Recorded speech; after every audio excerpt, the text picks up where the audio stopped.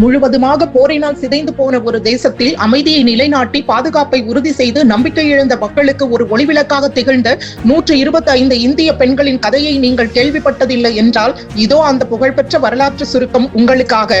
1989 மற்றும் 2003க்கு இடைப்பட்ட காலத்தில் மேற்கு ஆப்பிரிக்க நாடான லைபீரியா 2 கொடூரமான உள்நாட்டு போர்களால் நிலை குலைந்தது.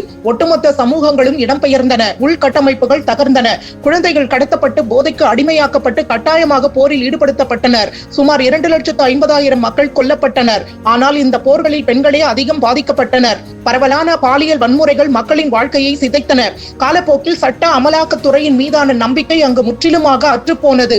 மக்களை பாதுகாக்க வேண்டிய லைபீரியாவின் அரசு அமைப்புகள் ஒன்று செயலிழந்து போயிருந்தன அல்லது மக்களை அச்சுறுத்துபவையாக மாறியிருந்தன. பின்னர் 2007ஆம் ஆண்டு ஐநா அமைதிப்படை திட்டத்தின் கீழ் இந்தியாவிலிருந்து முழுக்க பெண்களை கொண்ட ஒரு சிறப்பு காவல் படை ஃபார்ம்டு போலீஸ் யூனிட் லைபீரியாவிற்கு அனுப்பப்பட்ட போது வரலாறு மாற்றி எழுதப்பட்டது. இதில் 103 பெண் அதிகாரிகள் மற்றும் 22 உதவியாளர்கள் என மொத்தம் 125 பேர் ஆரம்ப கட்ட குழு அடங்கி இருந்தனர். அதிகாரத்தின் மீது நம்பிக்கை இழந்திருந்த காங்கோ நகருக்குள் அவர்கள் காலடி எடுத்து வைத்தனர். அவர்கள் அங்கு வந்து சேர்ந்த சில நாட்களிலேயே தெருக்களில் வன்முறை கும்பல் ஒன்று பெரும் ரகளையில் ஈடுபட்டது. அந்த சூழல் மிக மோசமான ஒன்றாக மாறியிருக்க கூடும். ஆனால் அடுத்து நடந்தது முற்றிலும் எதிர்பாராதது. ஒரு துப்பாக்கி குண்டு கூட பாயவில்லை, ஒரு உயிர் கூட போகவில்லை. கண்ணீர் புகை குண்டுகள் மற்றும் தண்ணீர் பீச்சி அடித்தல் போன்ற உயிரிழப்பை ஏற்படுத்தாத முறைகளை பயன்படுத்தி மதியத்திற்குள் அந்த வன்முறை கும்பலை அவர்கள் கலைத்தனர். அந்த தருணம் ஒரு திருப்பு முனையாக அமைந்தது. உள்ளூர் மக்கள் இவர்களை அன்போடு இந்திய சகோதரிகள் என்று அழைக்க தொடங்கினர். அவர்களின் பணி பாதுகாப்பையும் தாண்டி விரிந்தது. 24 மணி நேர கண்காணிப்பு பணி, முக்கிய நிறுவனங்களை பாதுகாத்தல் மற்றும் சமூகத்தோடு நெருங்கி பழகுதல் என நாட்டின் நிலைத்தன்மையை உறுதி செய்வதில் அவர்களின் பங்கு மையமானது.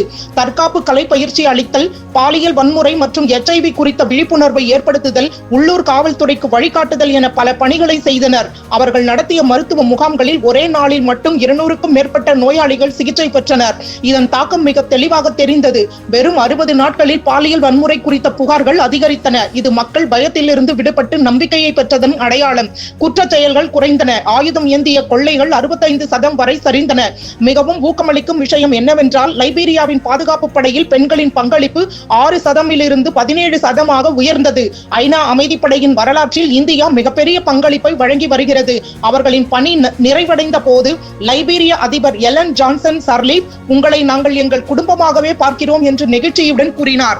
ஏனெனில் லைபீரியாவில் இந்த பெண்கள் வெறும் ஒழுங்கை மட்டும் நிலைநாட்டவில்லை, அவர்கள் நம்பிக்கையை மீட்டெடுத்தனர்.